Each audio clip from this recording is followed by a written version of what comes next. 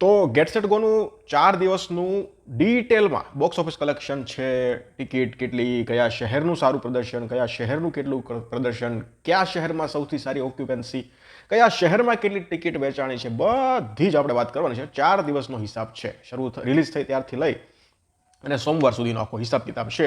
ધ્યાનથી અને ફોકસ દઈ અને પછી સાંભળજો. હવે 7 ઓગસ્ટે આપણે શરૂઆત કરીએ તો આ દિવસે છે ને 5428 ટિકિટ વેચાણી હતી. 473 શો હતા, 7.9% ઓક્યુપન્સી હતી અને 212 જગ્યાએ આ ફિલ્મ ચાલી હતી અને 195 રૂપિયાની ઓક્યુપન્સી હતી. 195 રૂપિયાની એવરેજ ટિકિટ પ્રાઇસ હતી. એટલે ગુજરાતમાંથી એ દિવસે છે ને આ ફિલ્મે 9.98 લાખ રૂપિયાનું કલેક્શન કર્યું હતું. મહારાષ્ટ્રમાંથી 61,000 રૂપિયાનું કલેક્શન કર્યું હતું. બરોબર છે. હવે 7 ઓગસ્ટની હાઇલાઇટ શું હતી ખબર છે? તો જૂનાગઢમાં માત્ર 4 શો હતા પણ ઓક્યુપન્સી 75%ની હતી. 270 ટિકિટ જૂનાગઢમાં વેચાણી હતી. બરોબર છે. અને આ સૌથી ઊંચી ઓક્યુપન્સી હતી. અને એની સામે જો વાત કરીએ તો એ જ દિવસે ભરૂચનું પ્રદર્શન સાવ નબળું હતું. 2.4%ની ઓક્યુપન્સી, ફક્ત 9,000 રૂપિયાનું કલેક્શન આવ્યું હતું. હવે આપણે બીજા દિવસ પર આવીએ તો ત્યારે છે ને 7,076 ટિકિટ વેચાણી હતી અને 199 રૂપિયાની એવરેજ ટિકિટ પ્રાઇસ હતી. એટલે કે 4 રૂપિયા એવરેજ ટિકિટ પ્રાઇસ વધી હતી. 458 શો હતા અને 10.9%ની ઓક્યુપન્સી હતી. 4 રૂપિયા એવરેજ ટિકિટ પ્રાઇસ વધી, ઓક્યુપન્સી પણ સાથે સાથે વધી. એટલે એ દિવસનું કલેક્શન છે એ ખૂબ સરસ આવ્યું હતું.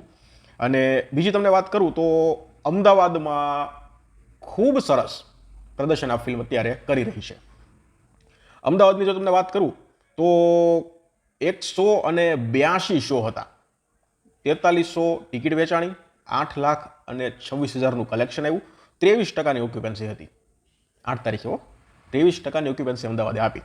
અને ભુજની વાત કરીએ તો એક જ શો હતો, 114 ટિકિટ વેચાણી એ શોમાં અને 67%ની ઓક્યુપન્સી ભુજની હતી 8 તારીખની. હવે ત્રીજો દિવસ 9 ઓગસ્ટ. તો 9 ઓગસ્ટમાં 8700 ટિકિટ વેચાણી હતી અને 207 રૂપિયા એવરેજ ટિકિટ પ્રાઇસ હતી. એટલે એવરેજ ટિકિટ પ્રાઇસમાં ફરીવાર વધારો આવ્યો 7 રૂપિયાનો. બીજી તમને વાત કરું તો ટિકિટ વધી. તમે જુઓ, પહેલા દિવસે 195, પછી 199 અને એના પછી 207 રૂપિયા. જેમ દિવસ આગળ વધ્યો એમ એવરેજ ટિકિટ પ્રાઇસ વધારી અને એવી જ રીતે કલેક્શન પણ વધ્યું, ઓક્યુપન્સી પણ વધી. એટલે 9 તારીખે પણ અમદાવાદે માર્કેટ કવર કર્યું હતું. અને 9 તારીખમાં જો તમને વાત કરું તો અમદાવાદમાંથી 23.6%ની ઓક્યુપન્સી આવી હતી અને 3874 ટિકિટ વેચાણી હતી. અમદાવાદમાં 162 શો હતા. મુંબઈની તમને વાત કરું તો એ દિવસે 57% ઓક્યુપન્સી હતી. સૌથી વધારે ઓક્યુપન્સી ભુજમાં એ દિવસે રહી, 71.2%ની ઓક્યુપન્સી. હવે 10 તારીખની વાત કરીએ એટલે કે સોમવારની. તો સોમવારની સીધી જ વાત છે કે કલેક્શન છે એમાં ધરખમ ઘટાડો આવે છે. એટલે 4,097 ટિકિટ વેચાણી હતી અને 7.4%ની ઓક્યુપન્સી હતી અને એવરેજ ટિકિટ પ્રાઇસ 160 રૂપિયા થઈ ગઈ. સોમવારના દિવસે 160 રૂપિયા એવરેજ ટિકિટ પ્રાઇસ થઈ ગઈ હતી.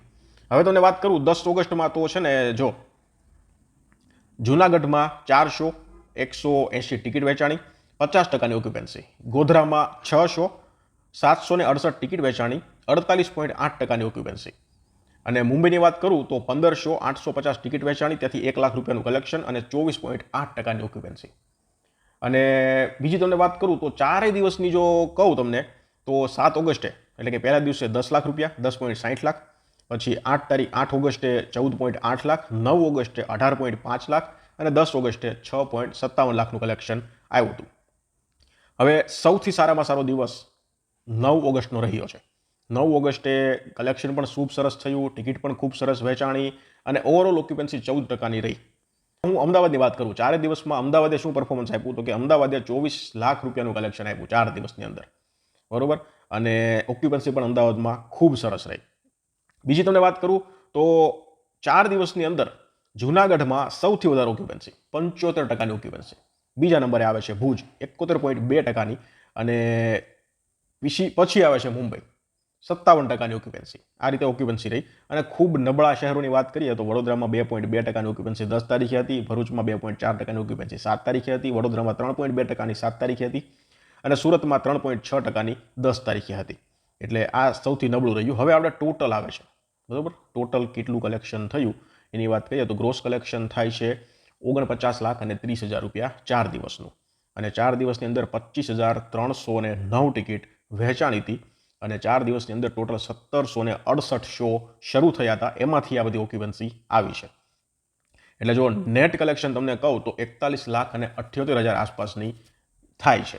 તો સૌથી સારામાં સારો કલેક્શનનો દિવસ 9 ઓગસ્ટનો રહ્યો છે. કલેક્શન, પછી ઓક્યુપન્સી, પછી ટિકિટ, આ બધામાં. અને 4 દિવસની અંદર સૌથી સારું માર્કેટ અમદાવાદનું રહ્યું છે, એના પછી જુનાગઢ રહ્યું છે, અને સૌથી ખરાબમાં ખરાબ માર્કેટ રહ્યું હોય તો એ વડોદરાનું રહ્યું છે. તો આ રીતનો 4 દિવસનો હિસાબ હતો. તમે આ ફિલ્મ જોઈ લીધી હોય તો મને કમેન્ટ સેક્શનમાં તો કહેજો કે તમને આ ફિલ્મ કેવી લાગી છે. ધન્યવાદ.